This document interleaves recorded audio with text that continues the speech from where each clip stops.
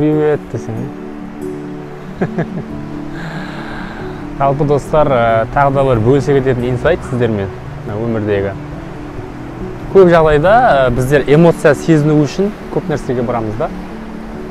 Мысалға, кайф қой былайша айтқан кезде. Біреу осы табиғатқа жүріп, табиғаттан кайф алуды өзінің әдетіне айналдырып алған да. Ал біреулер керісінше.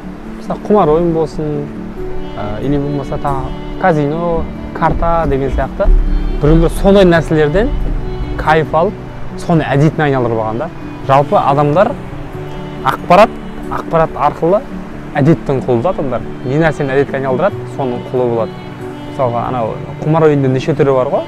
Мысалға, темекіге құмарлық, нашаға құмарлық, араққа құмарлық деген сияқты ол кайфы үшін сол нәрсені сезінеді адамдар, көрдіңіз ба? Соның кайфын сезіну үшін соны қайта-қайта істейді. Өмірінде ол нәрсе әдет болып кеткеннен кейін.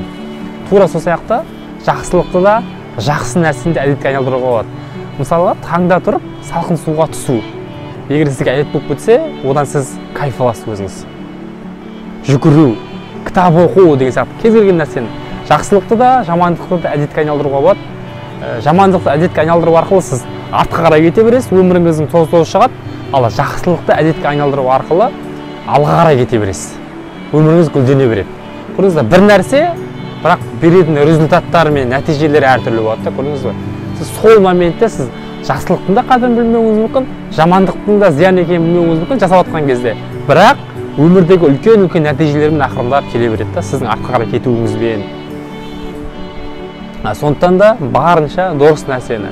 Мысалға, бүгін мен шықтым, маған әрине ми қарсыласады, энергияны сақтап қалу, ми энергияны сақтамайтын видео көр дейді, кино көр дейді, үйде жат дейді, тамақ іш дейді, сондай сияқты. Көрдіңіз бе? Бірақ мен осы табиғатқа шығу арқылы, осы 10 мың, 20 мың шақырым жүру арқылы, мына денеде энергияға толып, денеде бүкіл денеде қан жүріп, өмірге деген өзі құлшынысың артып біріншіден, екіншіден өзіңе деген ризашылығың артады. Ал егер мен үйде жата берген болсам, менде бұндай нелер болмас еді да, өмірге деген құлшыныс артпас еді. Құлшыныс артпағаннан кейін идея келмейді, өзіңді кінәлау басталады. Өзіңді кінәлағаннан кейін адам абсолютті өзі стресске түседі, ол ауруға келеді да, көрдіңіз бе? Аурудың бәрін біз өзіміздің осы дұрыс нәрселерді дұрыс жасамағандығымыздың кесірінен осы аурулар пайда болады бізде. Кез келген есі бар адам дұрыс пен бұрысты ажырата алады. Бірақ кез келген адамның қолынан келмейді. Дұрыс нәрсені дұрыс жасау, дұрыс нәрсені әдетке айналдыру кез келген адамның қолынан келмейді. Бірақ кез келген ақыл иесінің біледі дұрыс пен бұрысты ажырата алады. Біздің қадалатын жеріміз сол дұрыс нәрсені дұрыс жасауда. Сондықтан достар, сіздер өздеріңізді қинамаңыздар. Бұл кішкентай ғана өмір, жалпы былай біреумен алысып, біреумен жаға жыртысып, біреудің артынан әңгіме айтып, болмаса біреудің өмірін зерттеп, біреуді көре алмау, солай жүрген кезде, біреуді қызғану деген сияқты нәрселермен жүрген кезде уақыт қысқа, оған жетпейді, өмірің өтіп те кетеді.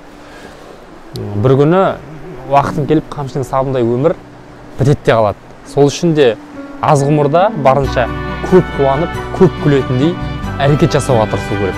Мына аз ғұмырда, кішкентай өмірде барынша мына өмірдің дұрыс жақтарын, жақсы жақтарын барынша сезініп қалуға тырысу керек та.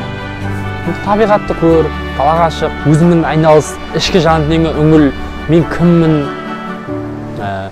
мен не үшін осылай өмір сүріп жүрмін, менің қандай армандарым бар, мен не нәрсеге қол жеткізгім келеді, және не үшін жеткізгім келеді деген сияқты сұрақтарды қойып, өзіңіздің ішкі, мына адамның ішкі жан дүниесі дегеніне, сыртқы тәні дегеніне, жан мен тәннің бір-біріне байланысы қандай деген сияқты нәрселерге тереңірек өлген кезде адам мына өмірдегі бір ғажайыптарды көре бастайды. Өмірдің кереметтіліктерін, қызыл-жасылдарын көзіне түсе бастайды да. А біздер өкінішке орай өміріміз өзімізді кінәлаумен, бірдеңеден, болашақтан қорқумен, ақша болмай қалама деген сенімсіздікпен солай өміріміз өтеді да, есесіне біздің ішкі балансымызда тепе-теңдік жоқ, адамда ауру пайда болады.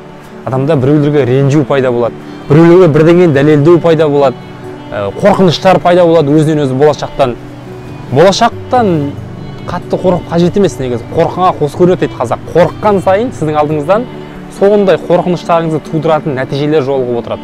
Өйткені қазақта бар ғой, ішім сезіп еді, біліп едім осындай болатын деп. Сіз алдын ала сол қорқыныш денеңізден тітіркендіріп түпсанаға түскеннен кейін эмоция арқылы ол сіздің өміріңізде міндетті түрде орындалады.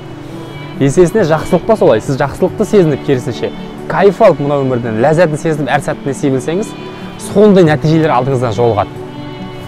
Вот сондықтан да барынша біз болашақтан қорықпаңыздар. Болашақта бәрібір де баратын жеріміз бір жер бәріміздің мына дүниеден болашақта өтеміз, шын болашаққа келетін болсақ. Сондықтан қазіргі сәттен барынша мына өз өміріңіздің мәнін тауып, өз өміріңізге ризашылықпен, өз өміріңізде мына бақытты сәттерді сезінумен өмір сүруге тырысыңыздар, достар. Осы сіздермен бөлісейін дегенім. Жалпы мен бөліскендегі мақсатым мына өзінің пайдасын көргеннен кейін, өзінің өмірінде реальный нәтижелері мына өзгерістер болып жатқаннан кейін басқаларда сезінсе екен деген ниет та.